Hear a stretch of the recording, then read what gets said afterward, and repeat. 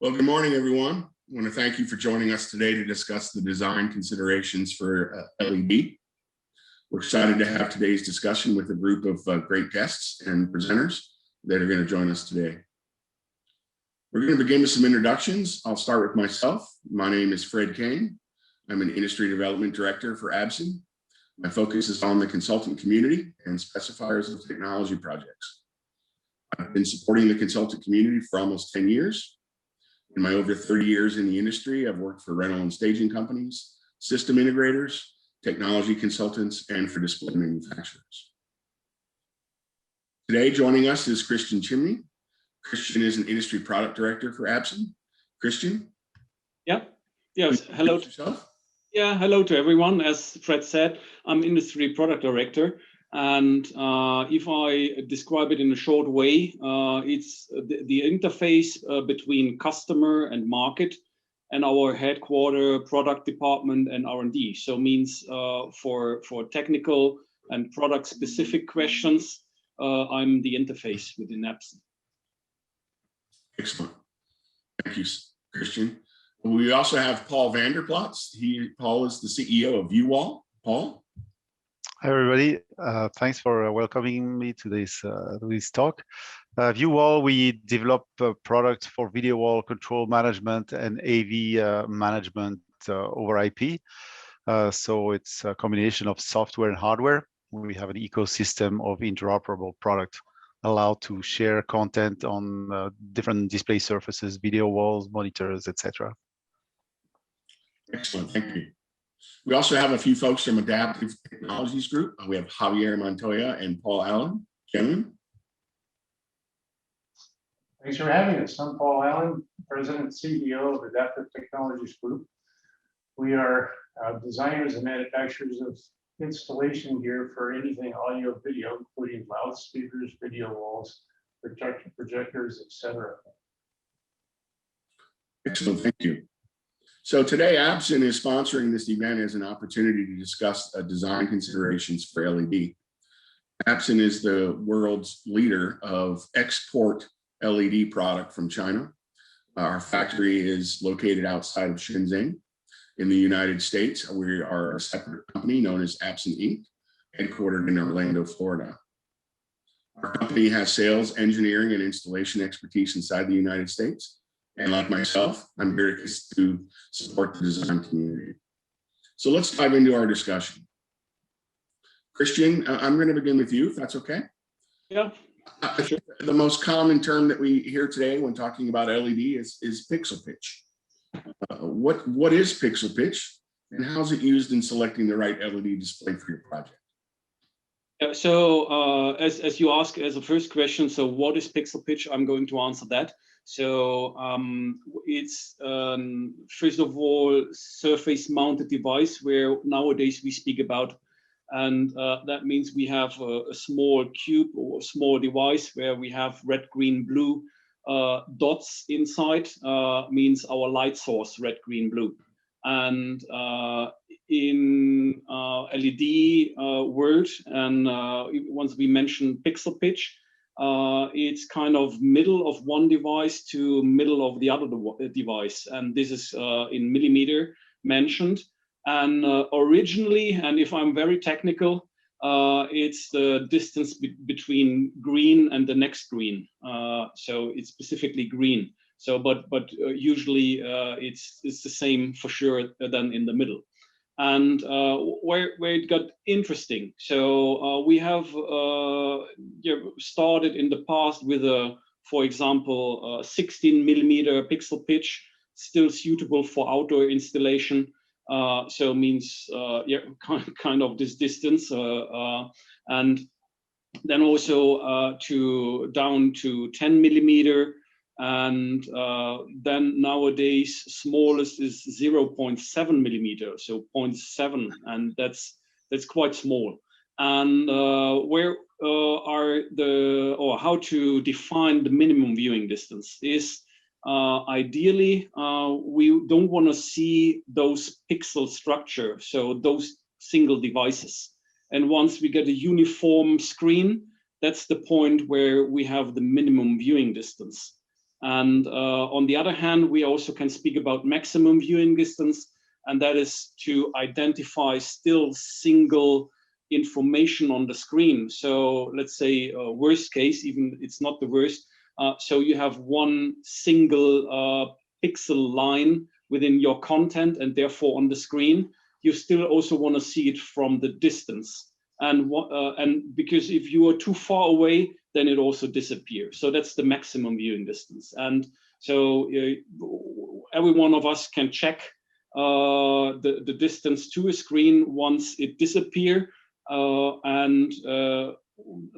is a rule of thumb that can be used for that, which is a pixel pitch by 1.6, which can in meter then finally. So if we have 1 millimeter pixel pitch, minimum viewing distance should be around 1.6 meter. Sorry.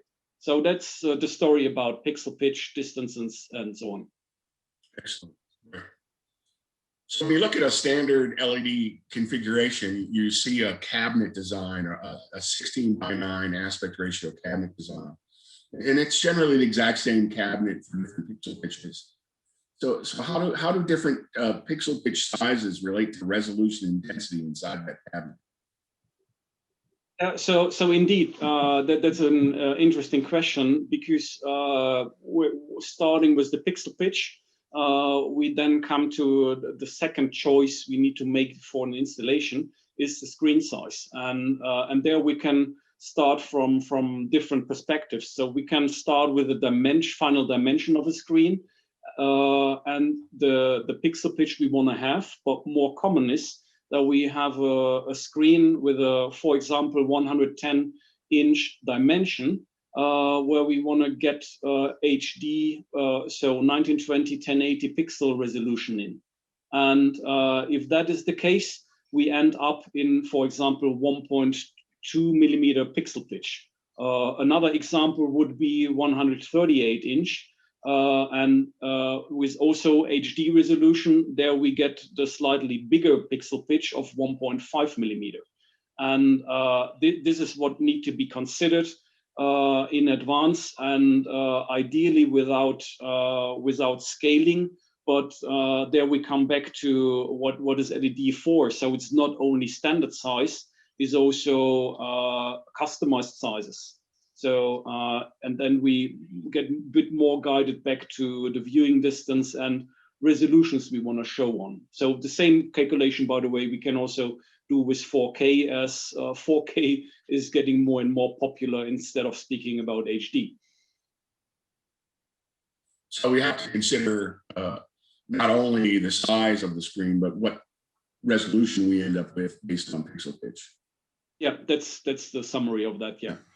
So one of the pain points that I've been hearing as I talk to specifiers around the country is the difficulty that they have in specifying an LED wall because of all the individual components that are required. We're starting to hear the term all-in-one in the LED market these days. What's the all in all-in-one? Yeah, so you said that there are difficulties and still difficulties in the market. So even with people which already got experience using LED, and and in our case, an example for that would be the product Absen icon called. There we come with we call it full package, full solution. Starting with a wall mount a simple wall mount for the cabinets, then the cabinets by itself, the cabling between the cabinets, the adjustment tools, the control system, then also wireless connection kits. And the icon, Absen icon 3, if we speak about that, also comes with a built-in speaker. And also operating system option of Microsoft, so that you can adapt to a lot of different systems. And for sure, that is the key for corporate installations, corporate market installations, that you fit with your, let's call it, interface of the screen to the company's interface. So it's an all-in-one. What sizes are available in that?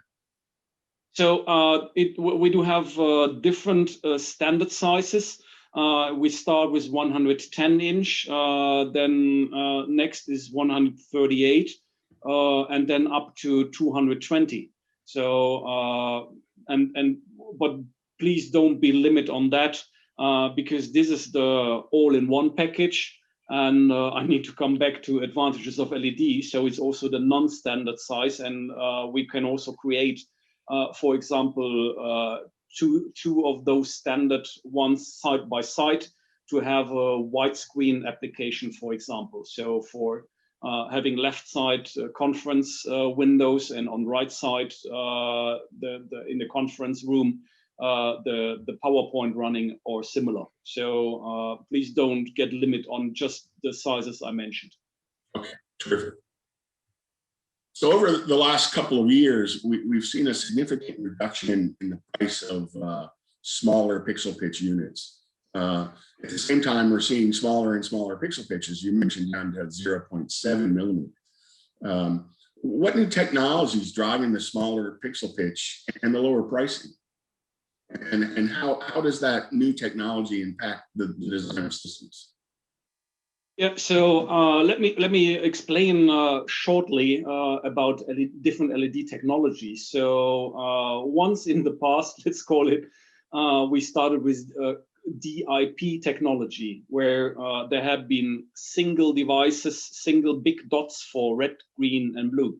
I would like to describe it that way. And then it got followed up by SMD technology, so surface mounted device, where we have a small chip with a red, green, blue in, which I describe also for pixel pitch, and then sealed and covered somehow by epoxy to make it resistant to the ambience. And then later technology, or still let's call it improved technology of that, is a so-called IMD, or 4-in-1. So it's an integrated mounted device or integrated matrix device. To make it as simple as possible, imagine you do have 1, 2, 3, 4 single SMD, and you pack them into one device. So that's the IMD. And now I would really like to come to the point of latest technology, which is the micro LED, and where we actually speak about the 0.7 millimeter pixel pitch. And this micro LED is more the description of the size of those single dots, let's call it. And the interesting part, in addition, is that we speak also about COB, and that means chip on board technology, what it stands for. And that means that starting with a small device of single colors, now we have a PCB board, a much bigger device, where we have several thousands of pixels on, and they are all covered by one epoxy. So therefore it's more water resistant, more dust proof, and so on. So a lot of advantages, not disadvantages, sorry. And to make it also more robust for places where people pass by and so on. But in addition, and there I come to the technical part, we also do have so-called flip chip. So I shortly describe it. So usually, or with SMD, there we have a PCB, then we have the red, green, blue, and we have some bonding wires. Now we turn that around so that those bonding wires are not anymore required, because they are directly connected to the PCB. And this brings a lot of advantages. So we can get higher light output, so higher brightness. We can lower the power consumption, and we have less heat dissipation. So, and that's the micro LED, also the latest product, which we just announced to the market.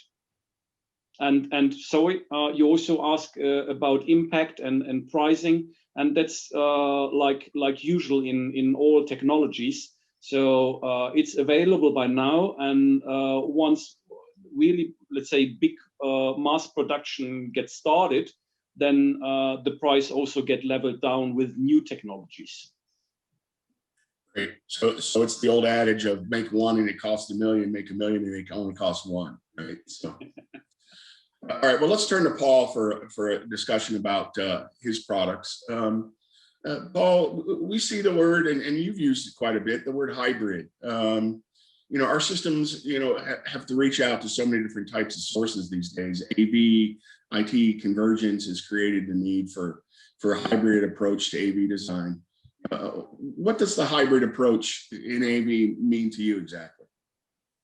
So there's two aspects of the hybrid concept that we always mention. Is first, on the display side, you have LED walls that are being more and more prominent thanks to the technology evolving quickly lately.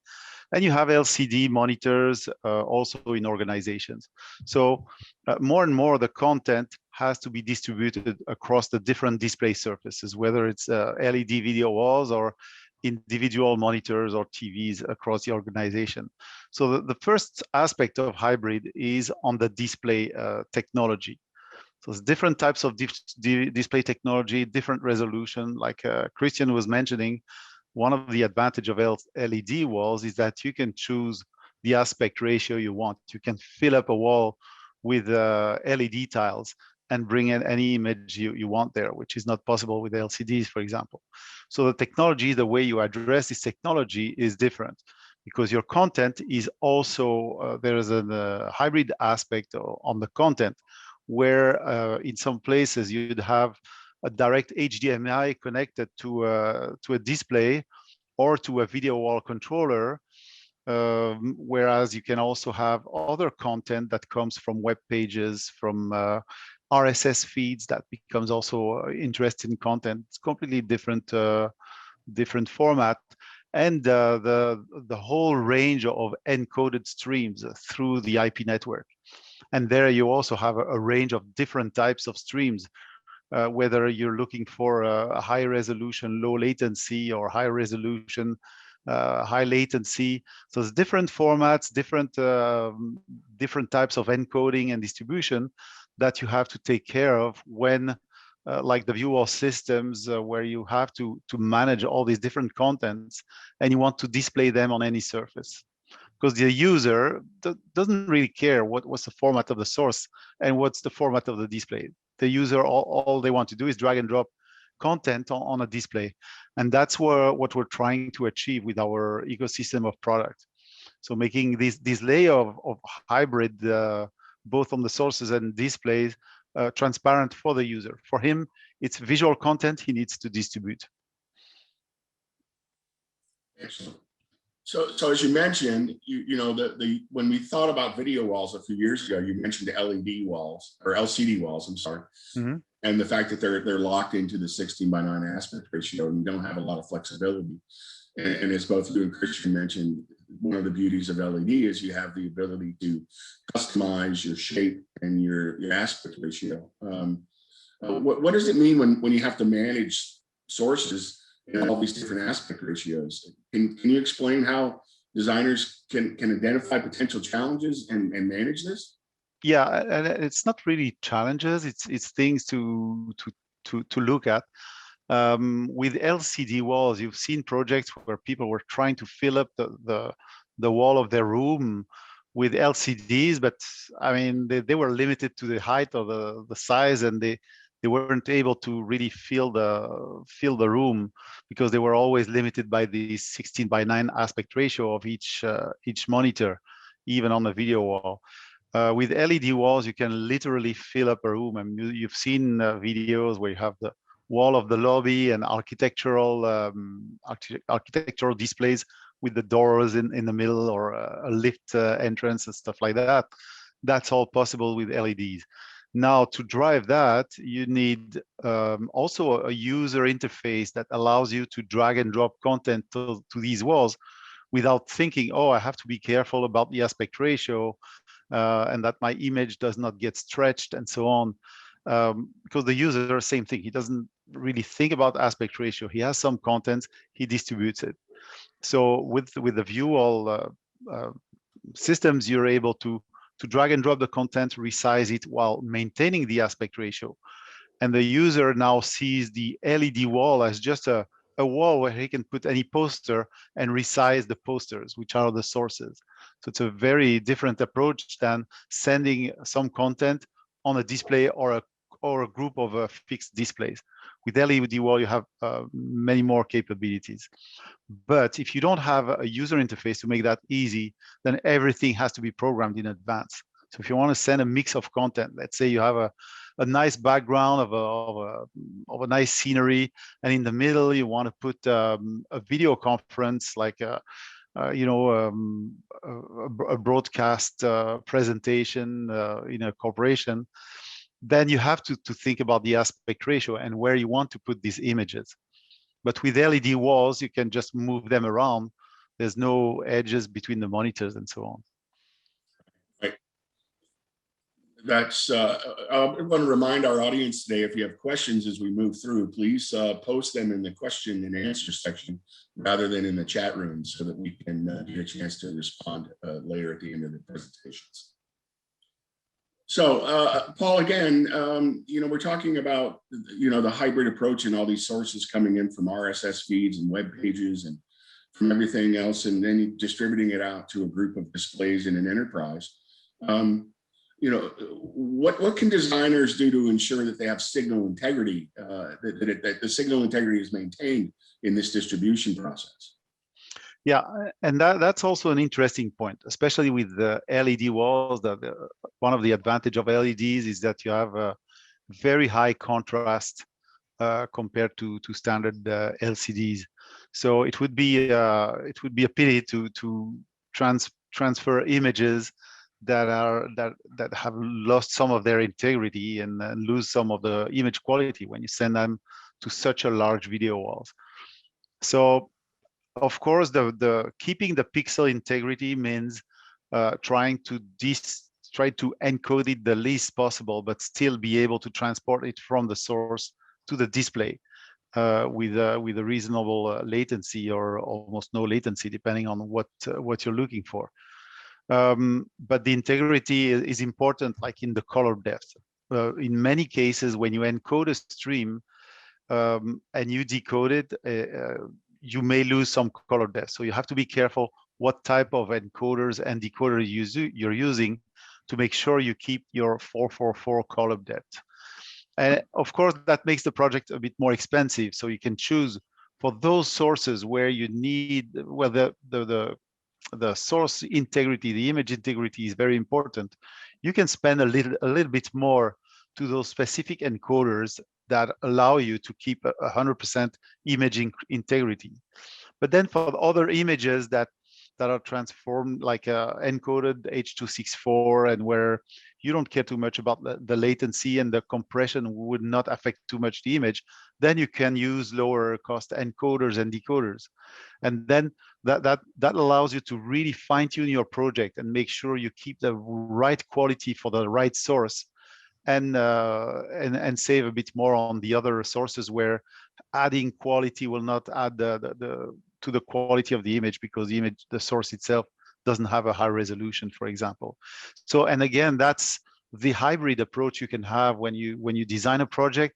You have a lot of sources. Not all the sources have the same requirements in terms of transport, latency, resolution, and all these things. So with a hybrid ecosystem of products to manage all that, you'd be able to fine tune the project with the right equipment for the right content. That's a lot to think about.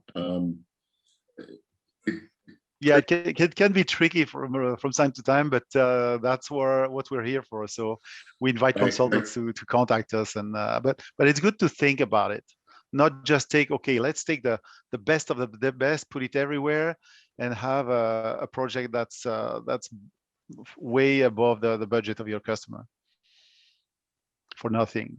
Right. I would call that smart design. Yeah.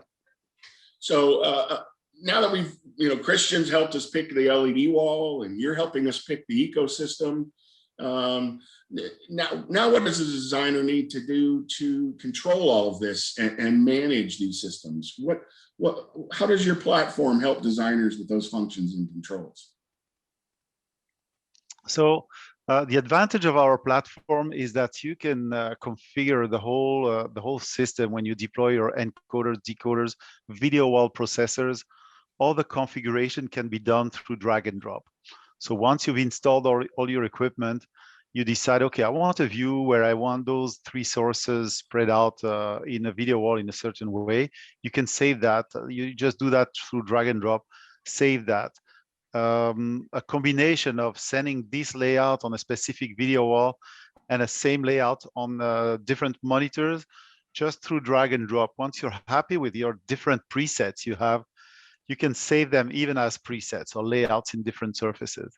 And once you have that, you can even create your own control panel, again, through drag and drop. So in our software, you just draw a button, assign a preset to that button, and any operator can launch these control panel from an HTML-based tablet or a mobile device.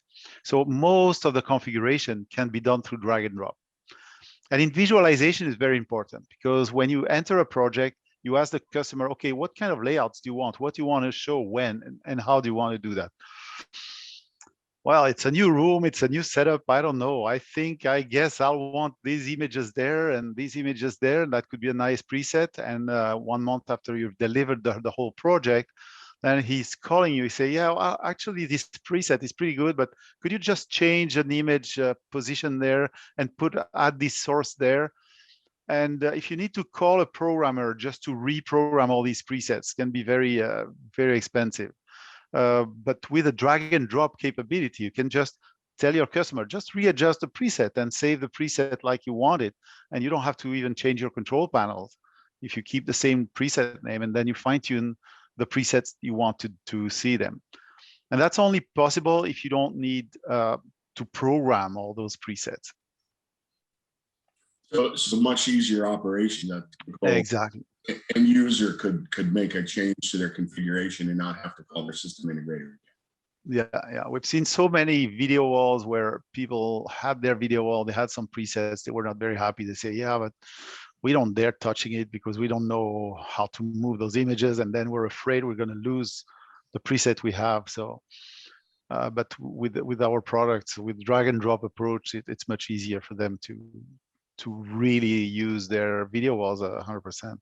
Right. Terrific. So let's get to the nuts and bolts of the operation. A slight pun intended there.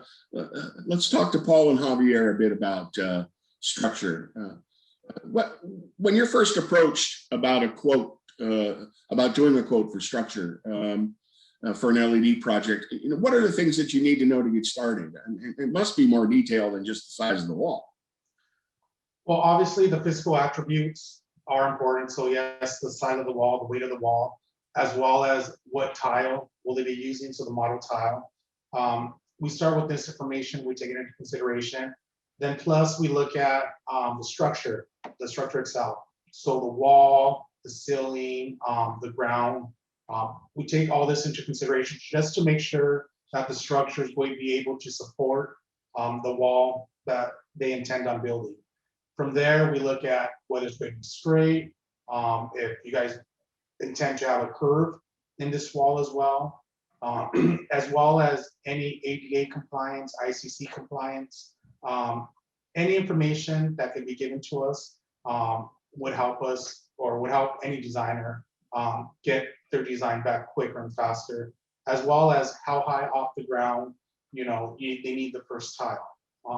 Any information that they could possibly give us helps with the designer, helps just the back and forth. Okay, I need this, I need that. Obviously, we want to help you design the wall as quick as possible. You guys want to pass on the quote to the customer as quick as possible as well. So any information, as much information, even pictures would be suitable.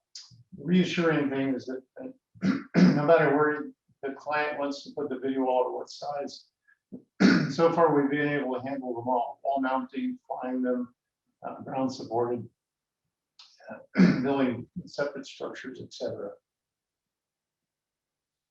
So I presume you have some form of checklist or something that you provide to a designer so that they can get that information to you? We actually do. It's on our website, and we also like working with the customer directly, just to make sure that all the bells and whistles have been taken care of. Right. Perfect. So in the last few years, several manufacturers have introduced mounting products for the LED market, and some are more advanced than others. We just lost Javier. There he is. He's back again. They're having issues with their background in California today. What's unique about how Adaptive approaches video installation? So it's very rare that two video walls are always the same, just because the structure, the walls, the ground, everything could be slightly different to throw the structure off. So obviously we like to approach everything safely. We approach everything safety, and each individual wall we like to approach as its own entity. So we start by working with the designer, the consultant, the customer on exactly what they are looking for, what they want to do.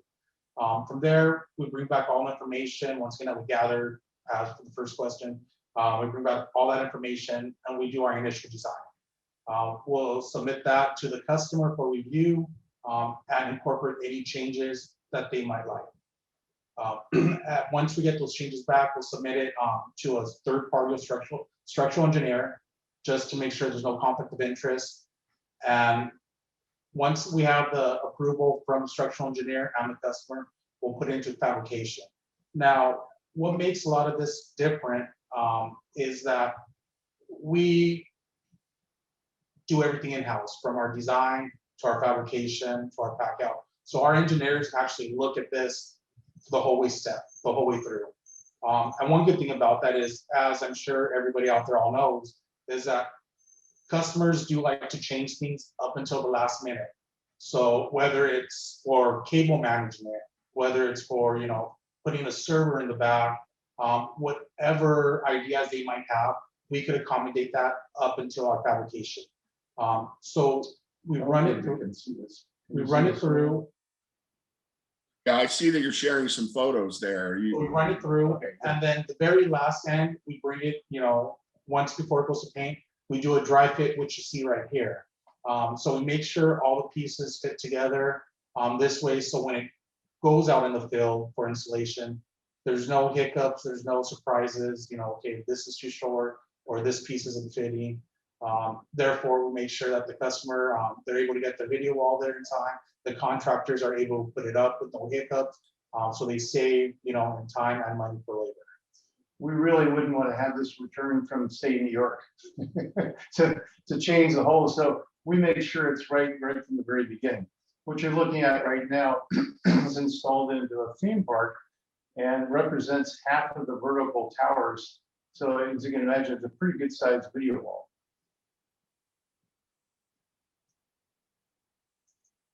Do you have any more photos you want to share, or? We'll share some along the way. Okay. So when Christian mentioned the Absen Icon 3.0 being an all-in-one solution, it comes with a simple wall mount, a mount for a simple flat wall. How do you approach the design of a wall-mounted LED frame like that simple wall mount versus a large structure like the one that you showed us a picture of? Well, obviously the application is going to dictate which way the project's going to go. Once again, we revert back to safety. So we need to look at the building, we need to look at the facility, the weight, the distribution, everything of the wall. If the wall is going to be able to brace it, we could go with a simple wall mount, or like you guys can use a simple wall mount, or we could go with something like what we offer, which you see right here, which is one of our grid link systems, where you could, 3 different models could build any size video wall that's, they need. If the wall, let's say the wall is not going to be able to support the structure, Then we could look at reinforcing the wall. We could also look at building a standalone structure as well. Those are the main things that we look for, or the designer should look for when calling out whether it's going to be a simple wall mount or a structure. Part of the discovery when we're working with consultants is that we ask a lot of questions, especially about environment. This happened to be a video wall that was installed in Colorado, where it's subjected to an awful lot of dust, wind, snow, rain, and so obviously it's a well-selected LED panel to survive that kind of environment. But also we want to make sure that the mount system will survive those elements as well. So this happened to be an outdoor version that was produced in stainless. As well as if it's going to be curved, obviously if it's going to be curved, there might need to be a little bit more structure involved, as opposed to a straight wall as well. So that image you just showed in Colorado, I'll have to give credit to our friends at Ford AV. That's one of their installations.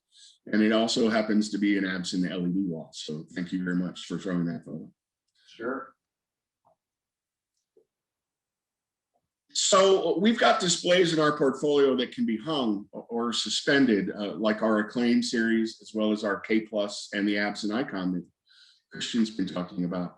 What details do designers need to plan for when they want to fly an LED wall? Again, safety always comes first. So when you're talking about suspending an LED wall, we look into safety. So the facility strength.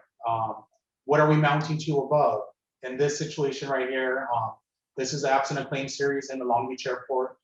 We went into the fire retardant up in the ceiling. We had to scrape that off to clamp an I-beam to.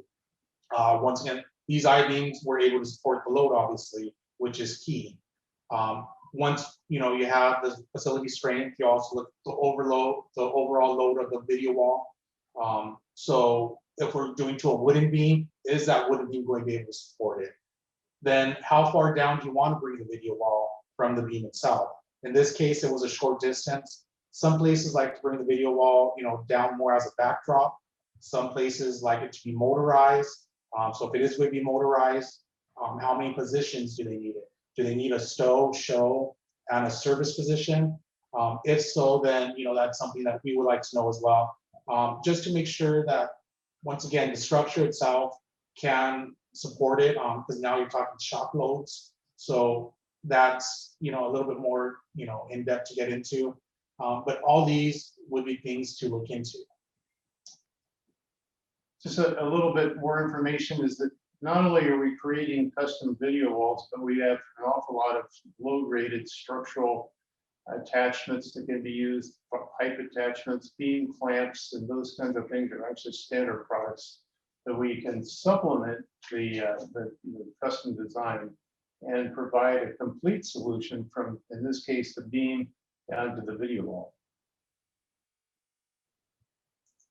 So there's a lot to think about there. We see a lot of our product, particularly the K+, going into performance art theaters, where it's hung on a batten and is raised and lowered.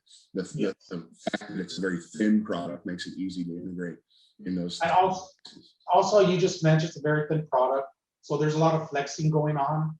So sometimes a rigging beam, it's going to be raised, lowered quite often, isn't suitable. So sometimes we'll do an exoskeleton in the back just to give it more support. So there's no flexing in the tiles as well. Show that next. I'm not sure if we have one that's a skeleton. Oh. So our companies did a project together a little while back for a large wall in a house of worship. That wall was put on a structure that then had a trolley system that enabled them to move it from the back of the stage to the front. What are the limitations in designing a trolley system, and what should specifiers look for and recommend to their clients? Yes, sir. So when it comes to trolley systems, obviously budget. Budget is always good. Just because it's different. For this one, it was a new construction. So new construction versus renovation would be one. Obviously, the track is going to be the key. So on a new construction, it's a lot easier to lay the track to get everything level and parallel to each other, as opposed to a renovation where there's a little bit more work to be involved in the construction aspect of it. There's more leveling to be taken into account. If it's going on a stage, how is the stage going to incorporate the track in there? So that part needs to be kind of dialed in first. From there, then we look at the size, the weight, the overall load of the video wall, how far upstage they want the video wall to go, how far back. All this needs to be taken into account, obviously, because there's electronics that push the motors, that push the wall forward and back, as well as, once again, safety. So we're looking at track covers, which we supply as well as safety of the video wall moving itself. In this case, we suggest and strongly urge that they do not do it remote. The video wall gets moved from someone there on site, so they can actually see the wall moving forward and back, so nothing gets in the way. Nobody's standing there. That's pretty much where we stand on this and what we would like to look for when doing one of these trolley walls. We have a lot of requests for integrating our controller with show controllers like the Crushtron and Nextron. And in many cases, that's feasible using hoists and winches and lifts. But in this case, we really prefer to provide them with a handheld remote control so that there's an attendant following the video wall back and forth at all times, just to make sure nobody gets bumped. Yeah, it sounds like that would be a good move for safety purposes. Absolutely. So we've got some questions from the audience that I'd like to go ahead and ask to the group. The first one is from John Doyle, and he's asking, do you see the big name manufacturers shifting to a 32:9 aspect ratio display for conference rooms? Christian, I think you mentioned side-by-side Absen icons. What do you think?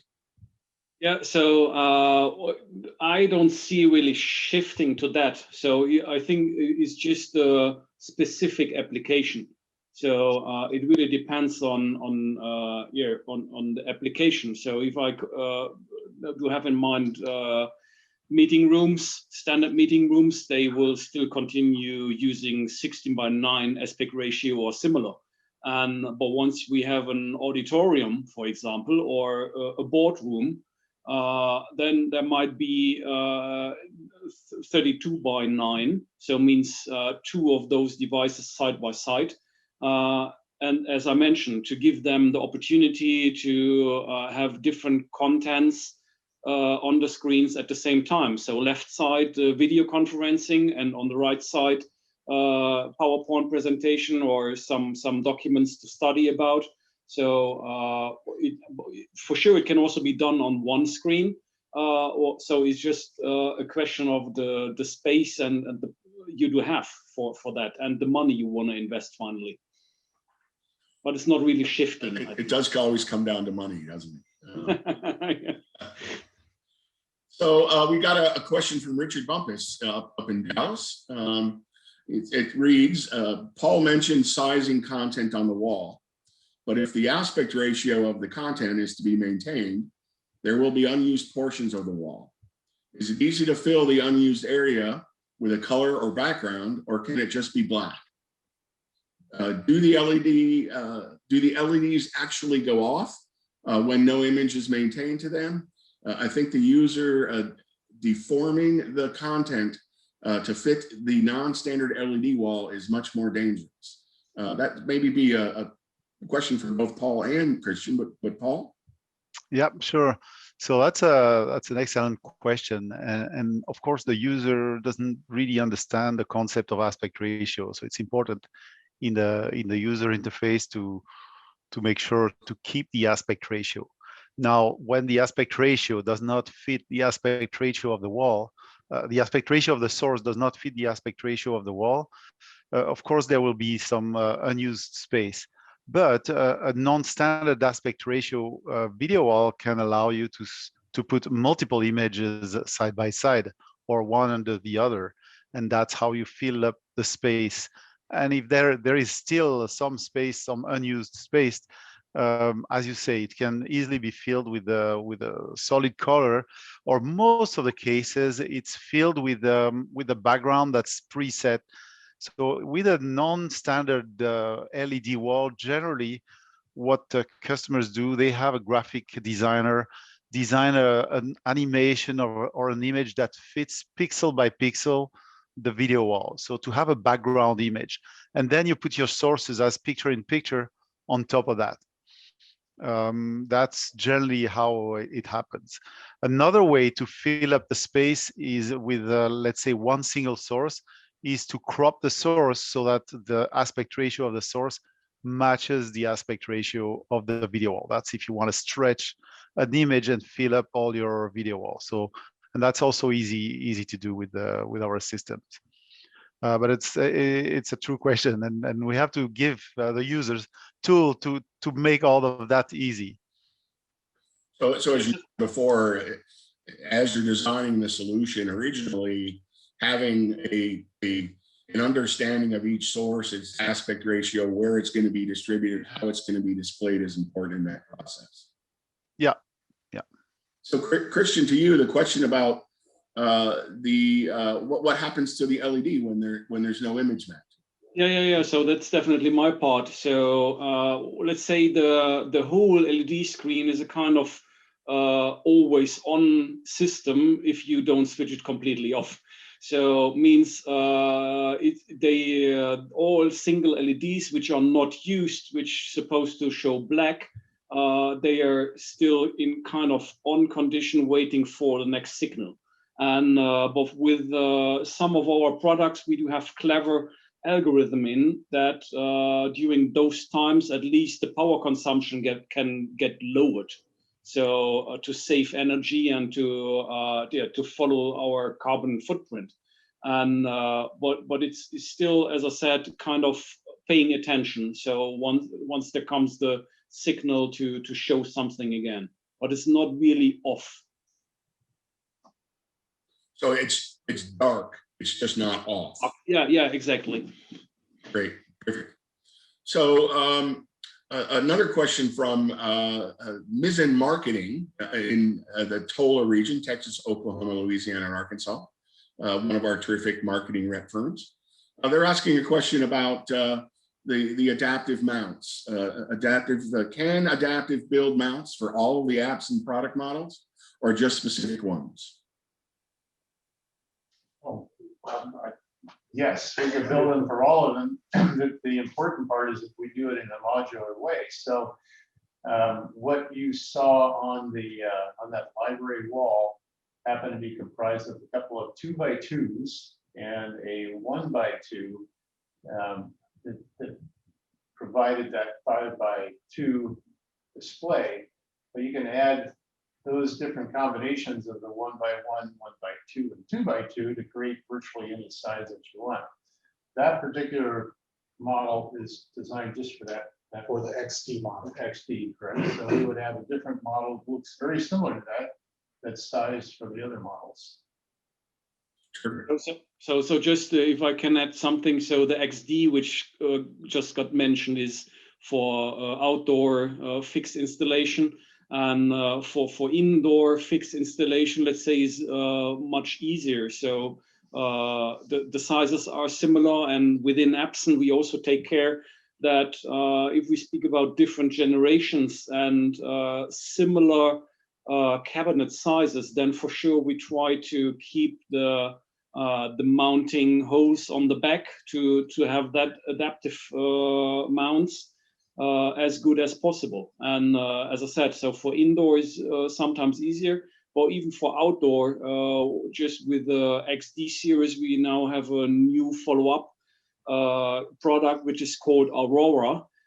And there we also ensured same dimension, and so that customer do have the advantage using the same metal structure. So in case of you guys, for example, it wouldn't be any change using the new instead of XD. So it's easy to adapt. Cool. That's great news for companies like ours. The more standardized, the better. So we have another question from Richard Bumpus, who's asking about cabling requirements for LED when a wall is hung from a theatrical batten. What kind of cable management is typical? There's different ways to go about doing it. There's retractable cable reels as well.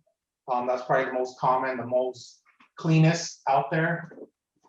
Some people, when they do it, they'll do maybe 1.25 inch pipe to run the cables up through to the ceiling. Then they could travel wherever their signal processors are at. It's really customer and contractor driven. We'll give you everything from the frame up to run the cables through. Now running it up to the ceiling, like I said, cable management that I've seen have been, the retractable reel has probably been the most cleanest and the most widely used. The standard part of what we do with the design, wire management is always included. That's one of the items of the checklist. So there's a lot of different ways to come up with that design depending on what the facility is requiring. And then of course we could use our frame and incorporate wire management into that as well. So you'll walk the designer and the consultant through the process to help them understand a show position versus a service position, that type of thing when that batten has to be raised and lowered. Correct. Terrific. So we have a question from our good friend Dave Taylor up in Dallas as well. Dave is asking for us to briefly discuss design considerations for indoors versus outdoors. Christian? I'm just thinking about what is behind that question. So the design consideration between indoors and outdoor. So well, if you know Dave, you know his questions usually aren't very good. So okay. So I just try to answer how I do understand. So maybe somebody else can give me a hint if I go the wrong direction. So for indoor, usually cabinets are smaller as pixel pitch is smaller, and then we don't need to consider that much about ambient influence like UV light, like water and rain and so on. So therefore, the design is slightly different and smaller to be more flexible regarding sizes. For outdoor, it's the other way around. So for the cabinet design and product design, it's as big as possible, and still a limitation. We put the same or the limitation to us that need to be we need to be able to handle by one person or at least two persons, and then to make it waterproof and so on. So that is what would get in my mind. So we have a question from Blake Gardner out of Austin, Texas. Blake asks, have we done multiple pixel pitches in a single wall? I've not seen that application personally. Christian, have you seen that? Well, very few times. So it's for me, it's also nowadays more a theoretical point within design. So it can be done indeed with the same product series, combining different pixel pitches. And then I think the more interesting part is, and there maybe Paul can help out, how to make it work for content on, because that is then the more clever part of that. So mechanical part and doing different pitch in one screen from our side as LED manufacturer is the easy part. But for content and bringing it on right, that's the more clever part for Paul. Yeah, I think Paul. Yeah, we've done a few projects like that where, you know, in the center of the video wall, people will want a finer pixel pitch, and on the peripheral parts of the wall, they can live with a a bigger pixel pitch. And with our video wall controller, it's perfectly easy to have an image across seamlessly that single video wall. So there's a bit of processing involved, and through our interface, it's made much easier. Again, through drag and drop, you can very easily stretch an image across a video wall with different pixel pitches. So that's we've seen that from time to time, especially for very large video walls. Right. Okay. Terrific. Nice to know that your platform can handle that. I'd like to wrap up today's roundtable discussion with a final question about heat. Christian, you talked a couple of times about the efficiency of our units, but let's talk about heat for just a second. How much heat comes out of the front side of an LED wall, and how much of that heat is behind the wall? And do we need to have cooling back there? Do we need passive cooling, active cooling? What are your recommendations? Yeah, so I would really like to give an answer for a general rule, but there isn't. So it's also depending on application. So as I think several people can imagine, it's also related to screen size. So the bigger the screen, the more you might need to consider about cooling system. So first of all, if I start at the beginning, our products are often designed, especially for indoor, without fan, so to keep it noiseless. And so that is nowadays a high requirement to work without fan. And therefore we have clever systems or clever mechanical design to realize heat dissipation. But at the beginning, you ask also for the heat to differentiate to front side and back side. So I just have also, again just a rule of thumb that between 30 and 40% is going to the back side, and accordingly the 60 to 70% to the front side. So there you see the main heat get distributed to the front side. And that means also for, let me start with then again for the back side.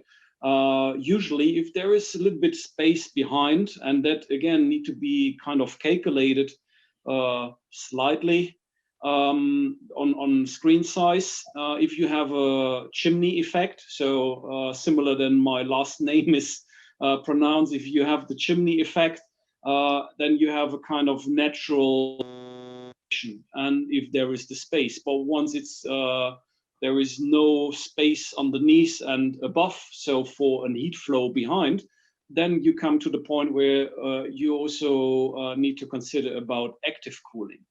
And then for sure we can also provide some BTU and BTU per hour, so that an air conditioning system can be calculated accordingly.